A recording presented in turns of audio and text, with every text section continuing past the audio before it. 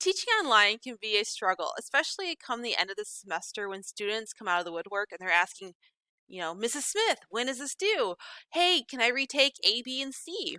What I like to do is I get a lot of these all the time. And I know my students aren't reading the instructions, the syllabus, things like that. And I post a picture in my class using a similar app to this. So this is iFake text message. And what's nice is without giving any personal information, you can actually create your own text message. So you can add your name. So let's say it's Mrs. Smith or whatever you want to do. Add your message. So, hey, Mrs. Smith, when is the last day I can submit work? And you can go through and actually add something similar to what a text message would look like. So the last day to submit work is on February 20th at 5 p.m. Can I retake 5 assignments?